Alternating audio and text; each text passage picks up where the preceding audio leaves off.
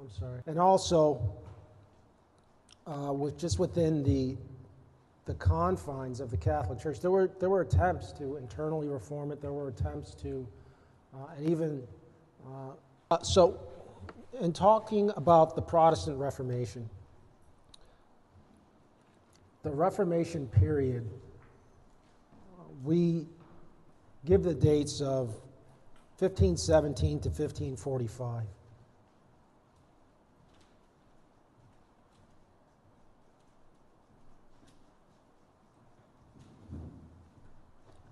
And the Reformers were anxious to develop a theology that was in complete accord with the New Testament. So really that was the stated goal, that was the direction of the and task and purpose of the Reformation. It was really, when you think about it, when you think about the nature of maybe the Orthodox Church and the Roman Catholic Church,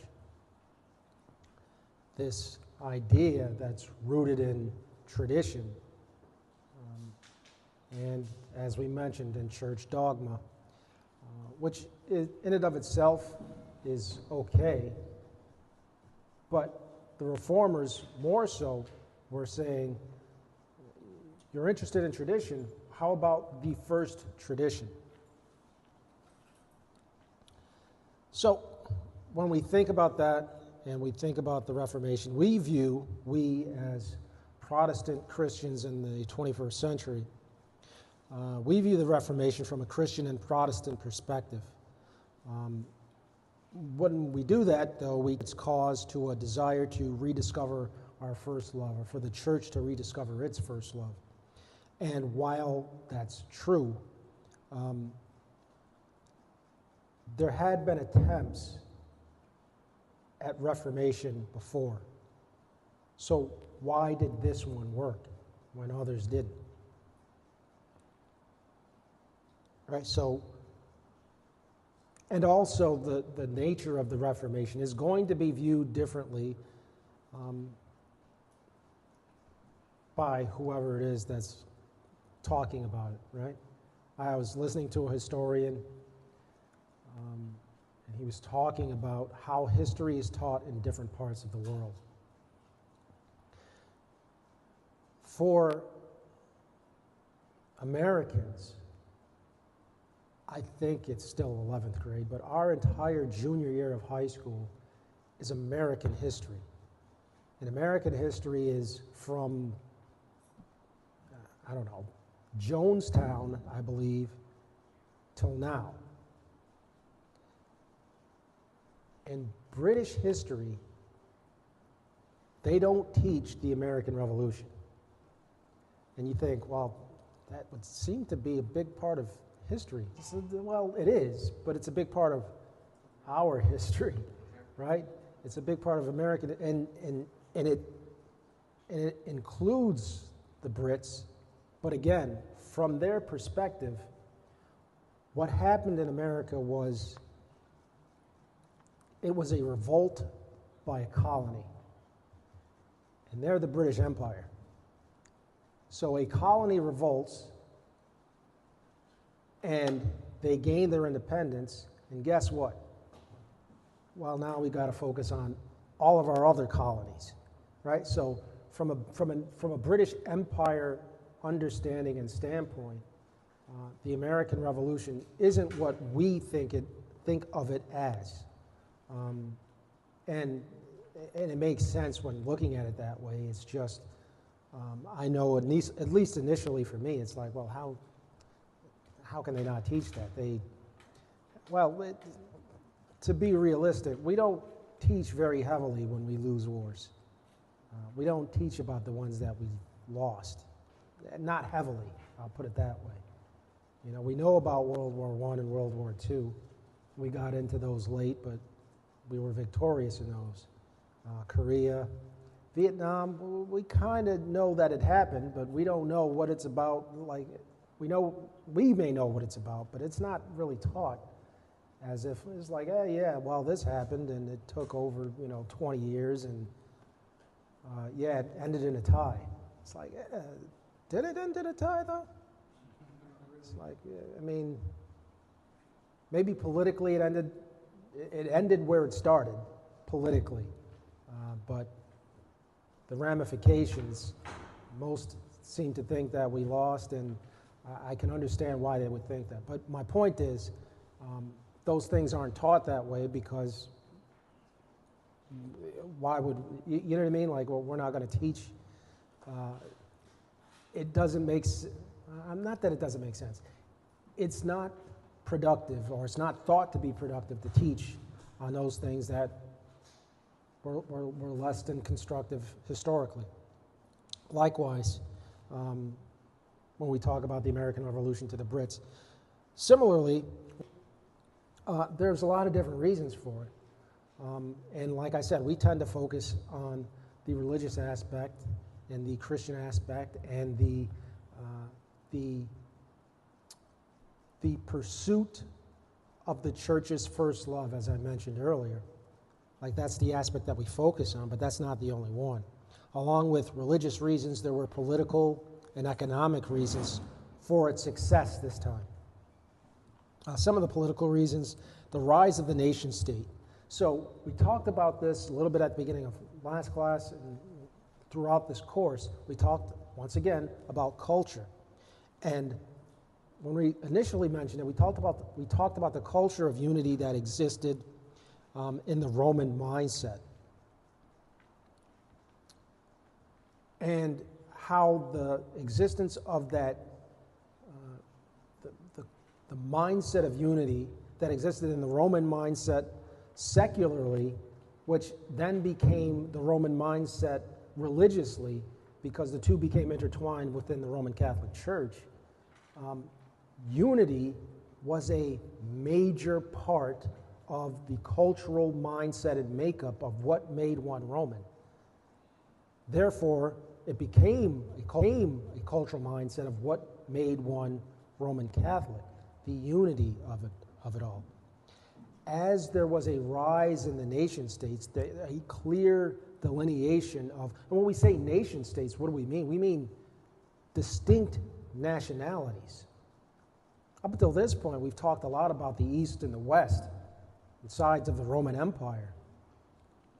Now we're starting to talk about the French and the Germans and the English and the Bohemian, which is like modern-day Czech, parts of modern-day Czech Republic, and the Swiss and the Swedes. Like, now we're starting to talk about individual people groups, which, you know, they didn't just pop out of nowhere. They were in existence, but they were all a part of this one mass, this Roman Catholic Empire. But now, as you have different languages, different land mass, different nationalities, now that union and that unity becomes a little bit, there's a different mindset and mentality that comes with that. Now there is unity, but it's now the unity is based upon the nation state and less based upon this thing from without. It's more based on this thing from within: common language, common culture to our own, common people, right? So those commonalities with the nature of the rise of the nation state, the French were French, the Germans were Germans, the Brits were British. No more, you know, Rome was not as much of a thing anymore. Like, that's, well, what is that? We're not Roman. So there's a political aspect. There's also an economical aspect. There's a rise of the middle class. The capitalism is starting to be defined and be seen, and there's a decline of feudalism. Feudalism is, you know, kind of a class system built upon, you know, let's say a monarch or a noble, then knights, and then peasants, or whatever they call them. I forget what the name for them was, but, you know, it's based upon working the land. those at the lowest end of the totem pole, they worked the land. Well, what did they get in return? Well, they got protection, and so on and so forth. The knights were the nobles. They protected the peasants. The peasants worked for the knights. The knights were under a bigger monarchical system underneath their, I don't know. This is where this stuff loses me because my American mindset just doesn't, I don't know what a duke is. I don't know what a duke does. I know basically what a prince is, but a prince of what?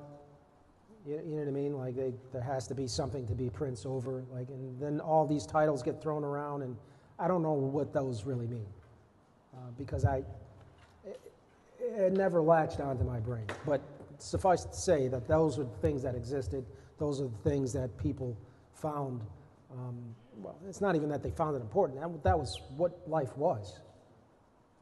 But now it's starting to shift and change in what, the nation state also becoming a thing, and this rise of this merchant class. First it became mercantilism, which was this rise of the merchant class, but then it became capitalism as the invisible hand of our market system began to show. The market had always existed. The market had just been under the control of the most powerful. Now, as there was more individualism, at least in the case of nation states, different markets began to rear up, and as different markets began to rear up, the rise of a middle class, the rise of a group of people that can, take advantage of market circumstances in order to make money without having to be tied to the land. Right? So now that's how feudalism kind of dies. And then there's some social reasonings too. The Renaissance. The Renaissance was this rebirth and this refinding, I guess, of art and focus on the art. And again, here's where I had for a long time I had a blind spot as to the importance of artistic and of the creative. I had a kind of a blind spot towards that because that's just not where I am. Like I don't have that so much, right? Like the creative mindset, the artistic mindset, that's just not where I am. So I had a kind of a blind spot as to that importance. But the importance of that coinciding with all of these other things, the Renaissance was this great thing, and it wasn't divorced from the Roman Catholic Church. Much of the Renaissance art, it was incorporated into the church. Right, the Sistine Chapel. It's this great work of the Renaissance. Well, but it's this elaborate painting done on the ceiling of the chapel. Like that's why when we talk about the Dark Ages, it's a bit of a misnomer. The cutoff point that historians use for the Dark Ages, like, oh, that's when it stopped. That's when we started to get into, we started to get back more towards, less towards church control. But that's, eventually that would come, but at the time, Michelangelo, the Pope paid Michelangelo to do the Sistine Chapel. You know what I mean? Like, it wasn't like it was divorced from the church. It was very much in coincidence with the church. But all these things, and likely more things that we don't need to go over necessarily right now, but just recognize that there were more things than just the desire for the church to get back to its first love that were found in the reasonings as to why the Reformation kind of worked this time. So let's, can't ignore Luther, so let's talk about Martin Luther. Luther was an Augustinian monk, a monk after the order of Augustus. And on October 31st, 1517, that's when he nailed his 95 Thesis to church wall. I forget the name of the church, but I mean, I can find it if you give me a second, but it's not important as of right now. It might be actually in here. Let me see if I can find it on our chart. It's on the other side. Mm-hmm. Yep, Martin Luther pulls 95 Theses in Wittenberg. The Protestant Reformation begins 1517. Thank you.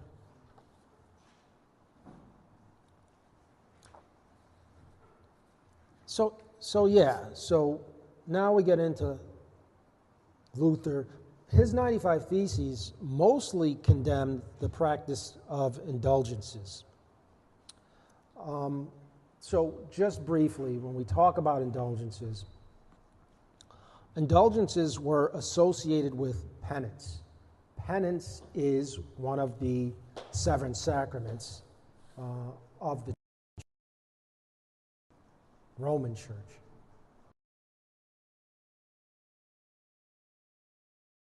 It was like an offering. So if we make a comparison, just for the sake of our understanding,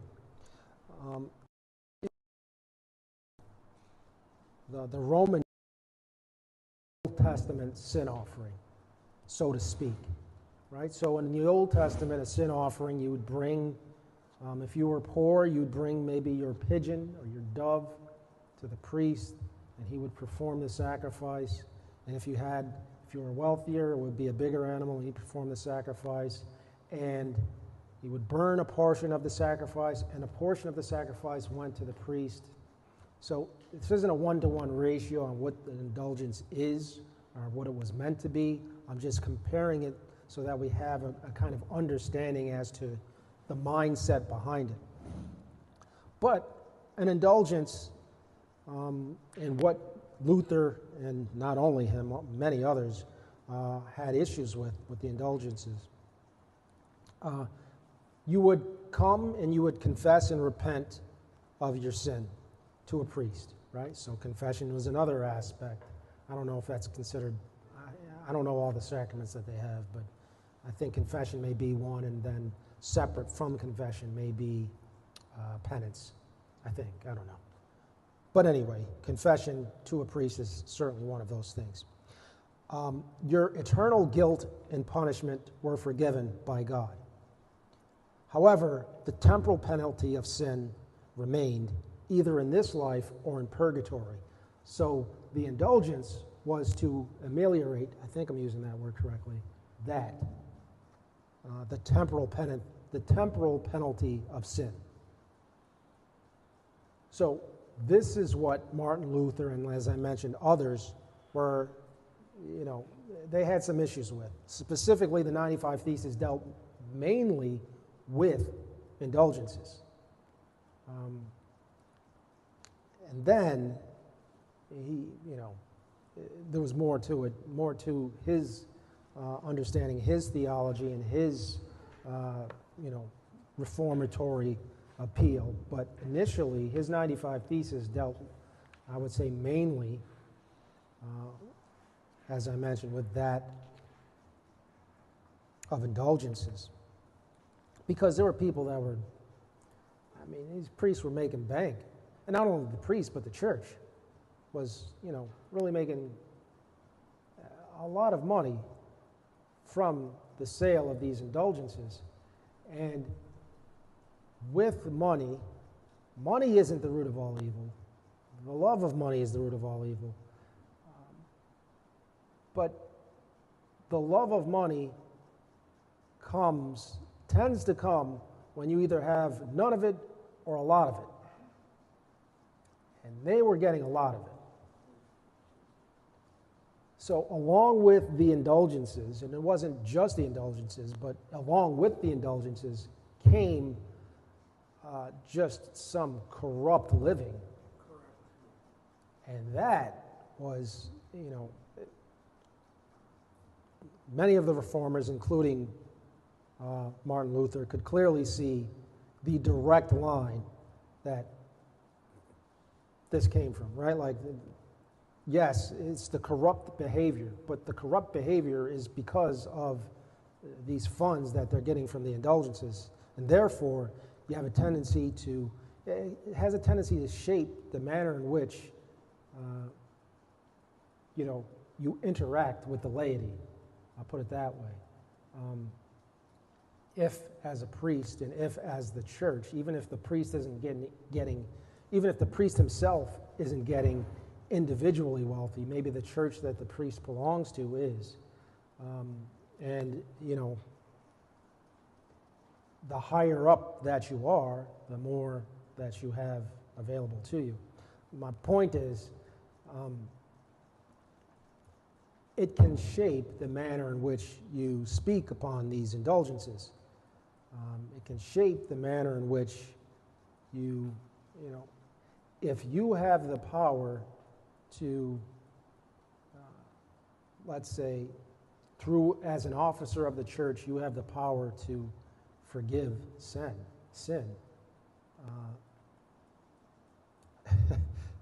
Just think of where that can go as far from a monetary standpoint. It's like,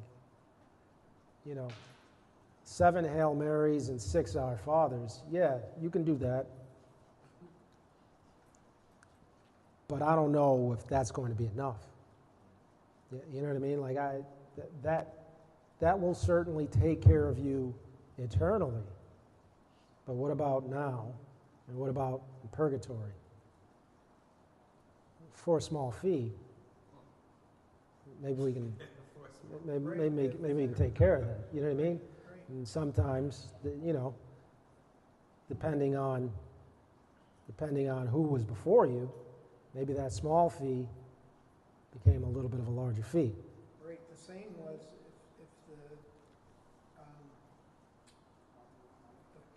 if the plate will cling, the soul shall spring. Yeah. That was the mantra of the church at that time. Yeah. You could buy entrance into heaven for deceased loved ones. Yeah. And then we start to get an understanding of why, like, indulgences seemed to be like the biggest of the reformers, but it just things. But that's one of the reasons why, because of the corrupting effect that it seemed to have. I wrote down a note, and I don't know what this means, but it just seems strange that there are 7 deadly sins as well as 7 sacraments in Roman Catholicism, and I don't know why that is, or it just seems strange to me. Cardinal sins. Yeah, cardinal sins. So,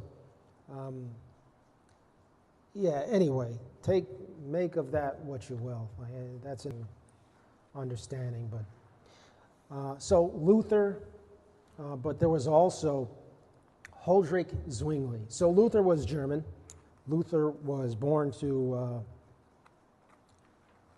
kind of a poor family, but they became, I think his father was in the mines, and he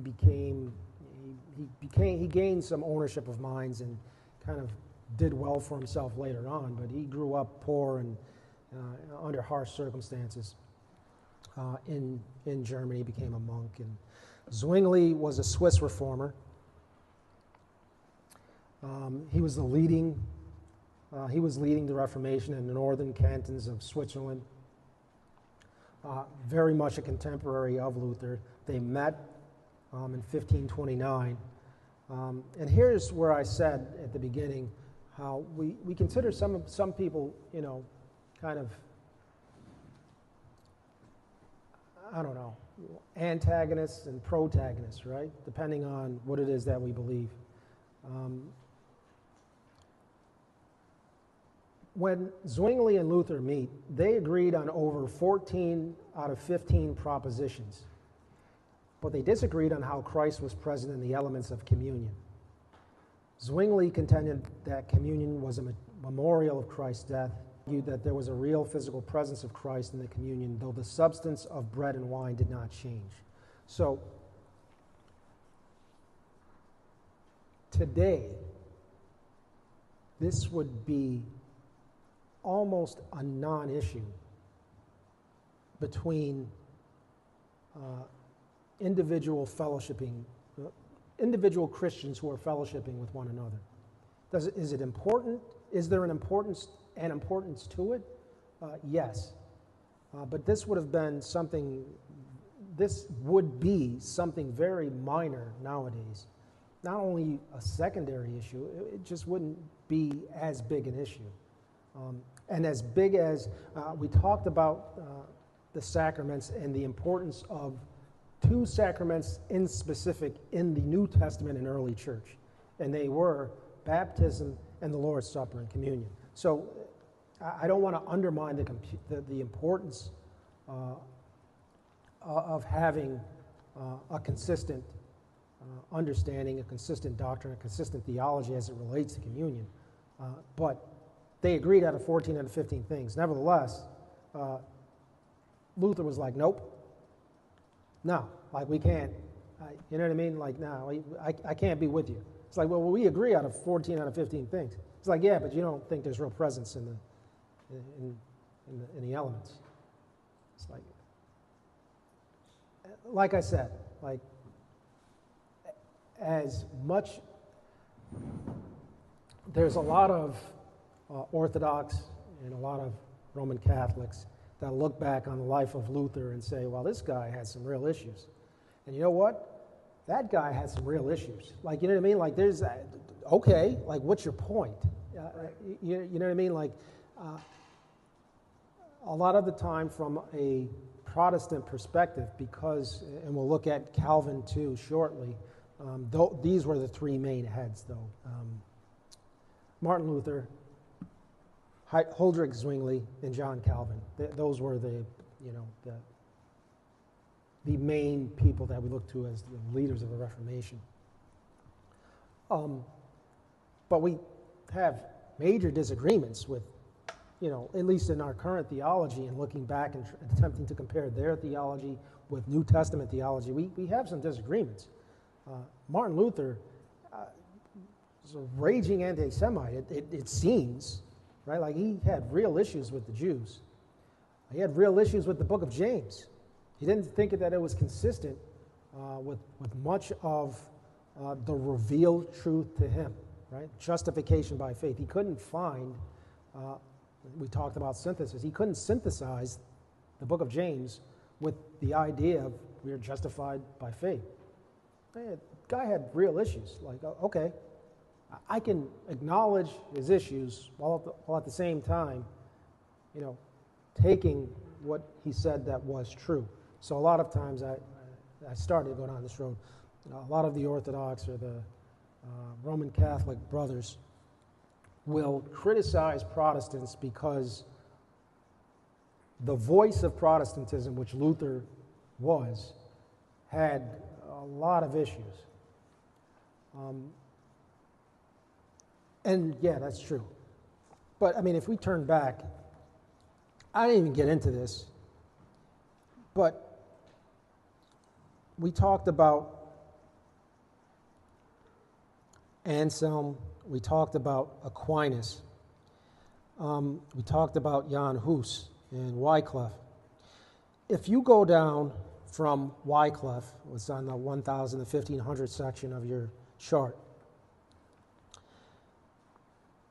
there's a point where it says the Wycliffe Bible completed, the first complete Bible in any modern European language in 1382. Big point in human history. And right after that, John Wycliffe, the morning star of the Reformation, dies in 1383, a year later. So we recognize the figure that Wycliffe was. Right before that, what does it say? Both of those things. The Great Papal Schism. 2 popes at one time in 1378. Just a brief understanding, like 2 popes, both elected by the College of Cardinals, which is the way in which, through church dogma, a pope was elected. They attempted to resolve it. Guess what they got? They got a 3rd pope. So now there's 3 popes all at the same time for a brief period of time.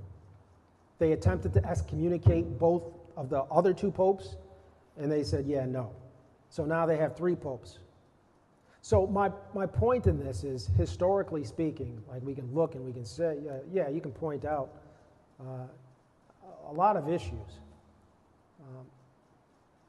with an individual or with individuals. But there's dirt to go around, I'll put it that way. Yeah, not all the reformers were clean and pure as the wind-driven snow. Yeah, congratulations. Nobody ever was. There's quite a few popes that were certainly Catholic, but definitely not Christian. So you have,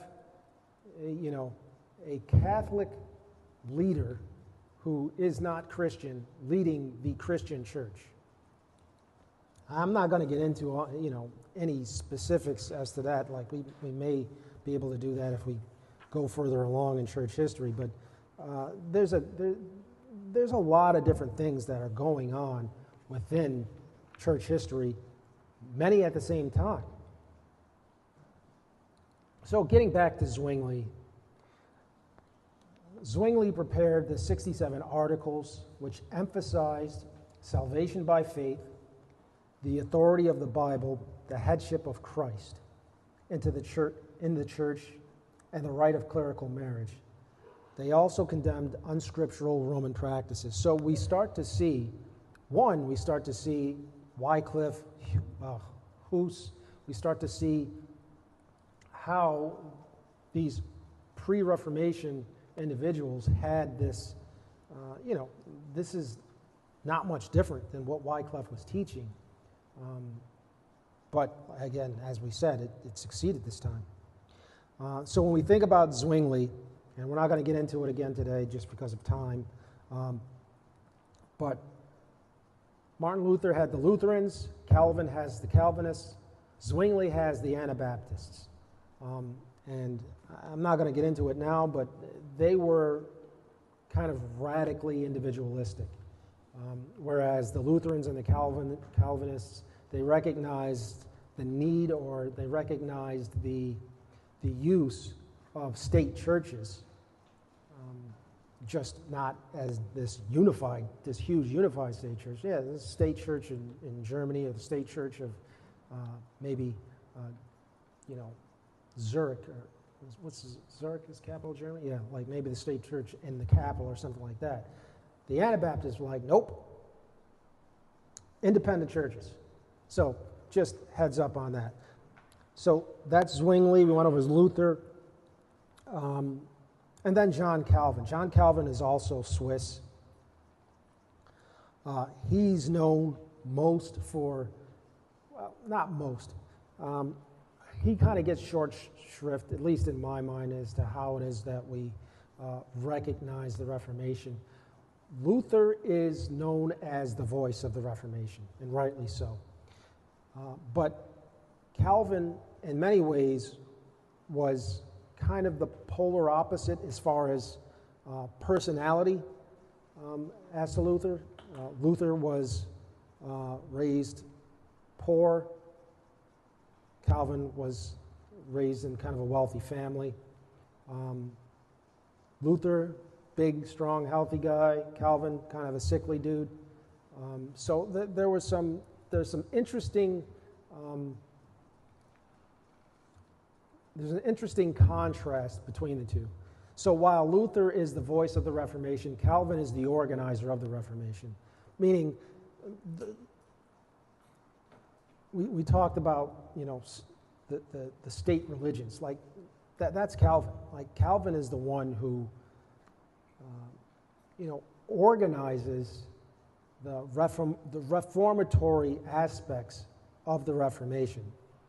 And we recognize how important that is because, the Catholic Church doesn't respond kindly to, the nature of this schism, which, again, from our perspective as Protestants in the 21st century, is like, from our perspective, again, it gets into the British and American perspectives on the American Revolution. From the British perspective, the American Revolution was a colony who had gotten their livelihood from the mother state, now rebelling because, they wanted to cast off, they wanted to keep all of the benefits while getting rid of all of the things that came with the benefits. That's the British mindset of the American Revolution. You want our protection, but you also want to keep all the things that are American. From the American revolutionary standpoint, and us as Americans, we look at it and we say, like, you placed these unreal burdens upon us, and we no longer wanted your burdens nor your protection, right? So, but that's from our mindset. From their mindset, they see something different. Likewise, from our Protestant reformatory mindset, we look at it and see that the church had some issues, and this breaking off was a long time coming, which it was. There were attempted reforms, internal reforms that were made. Not much came of them. Some came of them, but it wasn't widespread. And now there's this big Reformation, this Protestant Reformation, and now there's a push by the Catholics to, like, nope, you're not, like, not only you are not us, because that would be one way of doing it. It was, you are not us, and you cannot be a thing of your own. That's the kind of rub that we came to. It's like, yeah, that's one thing that if you want to be something different, but the issue comes in as to, again, remember their mindset.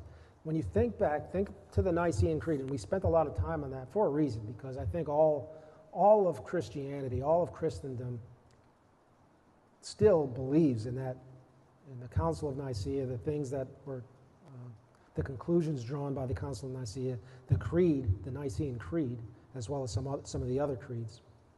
Protestantism, Eastern Orthodox, Roman Catholics all still believe that. So when we go back and we think about the Nicene, or the Council at Nicaea in 325, what was that? That was someone preaching a doctrine, and then another group saying that doctrine is inconsistent with what it means to be a Christian. So likewise, Reformation was an attempt by the Roman Catholics to say this is inconsistent with what it means to be a Christian. You can't say the things that you're saying and still be a Christian. So from that perspective, you can understand why they may have felt the way they felt to some extent, right? Like, what you're doing is non-Christian. I think the difference that we see is that it's a difference between being inconsistent with church dogma and inconsistent with New Testament doctrine. And I think that's the separation that the New Testament reformers were attempting to present. You're saying that we're not Christian because we're going against church dogma. We're saying that church dogma isn't representative of what it means to be a Christian. New Testament doctrine is.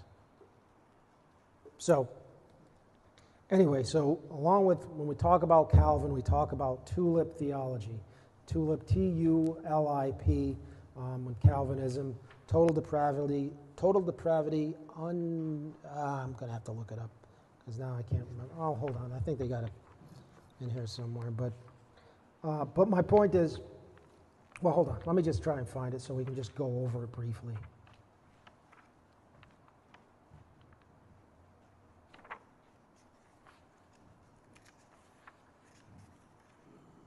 Total depravity, unconditional election, limited atonement, the perseverance or preservation of the saints is the final point. What did I miss? T-U-L-I, irresistible grace. Sorry about that. So total depravity, unconditional election, limited atonement, irresistible grace, and the perseverance of the saints. That's tulip theology, or what we now call Reformed theology, in present day too. So that was kind of Calvin, what makes Calvinism. And as I mentioned, Luther was the voice of the Reformation. Calvin was the organizer.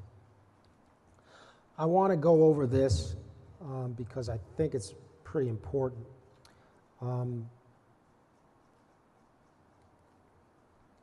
There were many differences as it relates to the different schools of the Reformation. But there were commonalities, and those commonalities, number one, I would say the first commonality that was held to was the priesthood of the individual believer. Again, when we talk about the rise of individualism, from a religious standpoint, this is kind of huge because, again, for at least a millennia, what it meant to be a Christian was much more of an institutional and organizational understanding. Meaning, in order to be a Christian, the church is what provided salvation. We talked about the sacramental system. The church, you're saved by the sacraments. The sacraments are given by the church. Therefore, the church is in charge of your salvation. With this individual priesthood of the believer, that's very important because it also, in breaking the sacramental system, it challenges the authority of the church.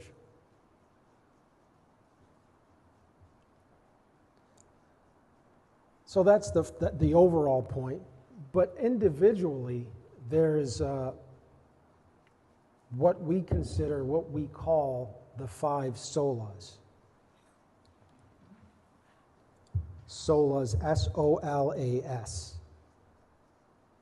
That's a Latin term, and I'll give it to you in Latin and in English. But the five solas are five Latin phrases that summarize the core beliefs of the Protestant Reformation.